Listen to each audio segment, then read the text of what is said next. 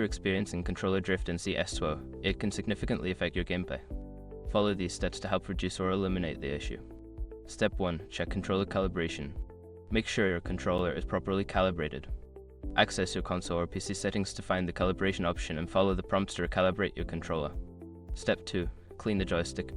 Dirt and debris can cause drift. Use a microfiber cloth and some isopropyl alcohol to gently clean around the joystick. Ensure no residue is left that could affect its movement. Step 3. Adjust dead zones. In the game settings, look for the option to adjust the dead zones for your controller.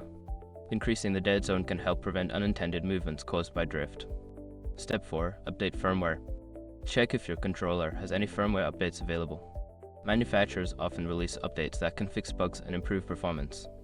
Follow the instructions provided by the manufacturer to update. Step 5. Consider a wired connection. If you're using a wireless controller, try switching to a wired connection. This can reduce latency and may help with drift issues, providing a more stable gaming experience. By following these steps, you should see an improvement in your controller's performance and reduce drift issues in CS2. Happy gaming!